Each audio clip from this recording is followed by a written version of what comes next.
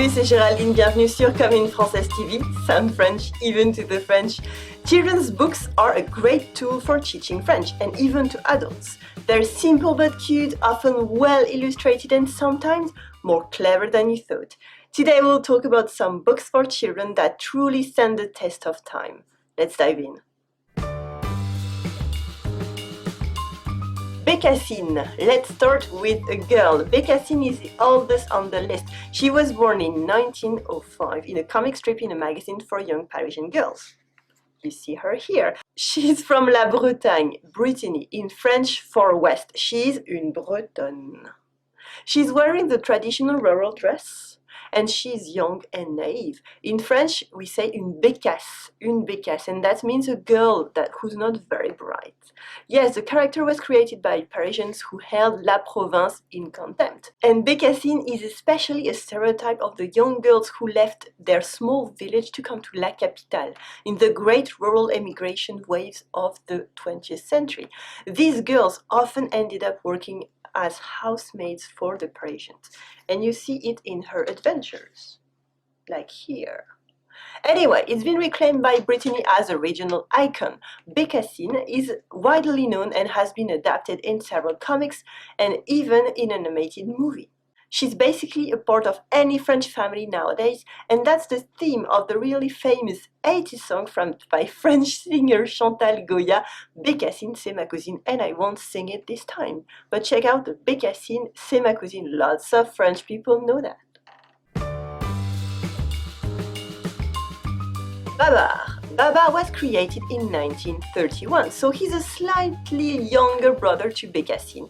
This character isn't French and he's not even human. He's an elephant. Babar is le roi des éléphants, the king of the elephants, always with sa couronne, not here, sa couronne, his crown and son costume vert, his green suit. So let's find him. Yeah, here. You might see him here, very small. So green costume and crown. He's married with his queen Céleste, la reine Céleste, and they live in Célesteville, with many characters like Zephyr the monkey and Arthur, Céleste's younger brother. It's been translated in English also in 16 other languages, been adapted for film and television, and is now a worldwide icon. I remember my dad reading to me his picture books when I was a little girl. Lots of good memories there. And another very fond childhood memory I have from Babar is that my little brother is called Arthur, and this was a very, very happy surprise as Arthur was a character from the books I loved. Here. Speaking of talking animals in children's books, I will digress for a second and recommend the Moomins, or in French, Moomin le Troll, a beautiful and poetic series by Finnish writer Tove Jansson. Moomins are Finnish and it has nothing to do with France or French people, but check it out, it has the same place in my heart as Babar. Martine is a young girl that does a lot of things while staying 10 years old forever. It's perfect for all kinds of vocabulary. She's been to à la montagne, like here, on mountain hikes, spent some time à la ferme, on a farm, went to school and to the circus and to the zoo, to many, many places. She takes a train, a plane, sometimes un voilier, a sailboat, and even une montgolfière, a hot air balloon, une montgolfière. You might know her as well. She's been known as Debbie, Emma, Marie, or even Martine in translated versions. Martine, by the way, was a typical girl's name from the 50s when her character was born. Nowadays a bit more rare, but it might make a comeback, who knows? The male version, Martin, is still very used though, so try not to call un Martin by the name Martine. The pronunciation in French is different. Recently, Martine went viral with an internet thing on social media where you could edit the covers of her books with anything you want, and it's very easy to parody since the originals are naive and have a very simplistic version of life.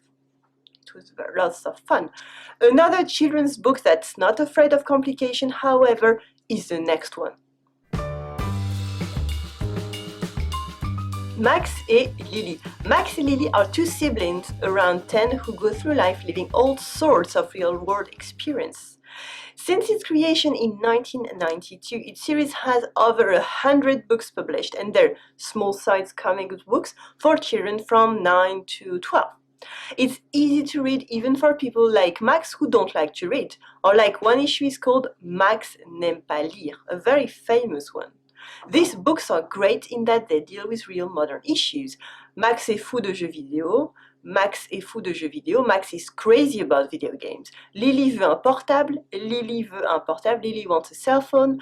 Max se trouve nul. Max se trouve nul. Max thinks he sucks. In other instances, Lily gets bullied. A friend of Lily deals with her mother's alcoholism. Lily's grandfather dies. It seems dark, but in every book, the characters take the time to explain how they feel and why some things are wrong and how one can deal with it. And it's very important to teach children that some bad things happened and the words they can use to express themselves. So it's actually pretty clever, and even adults can learn a thing or two about themselves as well. I love these books. However, the most clever and hardcore French level book in today's video is the next one. La belle histoire du prince de Motordu. Le Prince de Motordu lives in the world of French puns. The series spans over 15 books since the 1980s. And it's a wonderful way to make children curious about words and how to have fun with them. The core concept for these books are les paronymes. Les paronymes. What is that? Words that sound kind of similar but literally mean different things. Mot tordu, literally means twisted word, and that gives the tone for its world. In the first book, the prince is happy, but goes looking for love, and the princess he'll find is a teacher who will try to teach him the right words. But you don't really read them for the plot, you read them for the French puns. For example, the first book is called La belle histoire du prince de Motordu. Literally, that's weird, the beautiful smooth peer of the prince of Motordu. Of course, it should be La belle histoire, the beautiful story, not l'histoire. But it sounds the same. It doesn't make sense, but that's how children actually talk sometimes too. In the same idea, he lives in a royal chapeau, a hat with a blue, white and red crapaud, toads on top of it. A more usual prince would live in un château, a castle with maybe some drapeau instead. Basically, you have to know from the context and sound what the words are supposed to mean. But try to check out the books and read a few sentences, understand them, and that will be your personal challenge for the week. Are you smarter than an 8-year-old? Et toi, do you know any of these characters? Do you know other French children's books that you love? Which one would you recommend to learn French? Share your experience in French if you dare in the comments below the video. We can all learn from your story. The comment section is the best place to start discussions and ask me questions. If you like this video, share it with your friends, your children, your nephews, on YouTube, Facebook, Twitter, Pinterest, by mail, any way you like. Help me spread the word about Commune Française. Merci. Love France, dream of sounding French, even to the French. Learn how with me, Géraldine, on communefrancaise.com, and subscribe to my email updates for exclusive tips on real life in France every Tuesday, plus an exclusive video lesson, Introduce Yourself in French. And it's free. Merci for watching Commune Française TV, sound French, even to the French. Allez, salut et bonne lecture!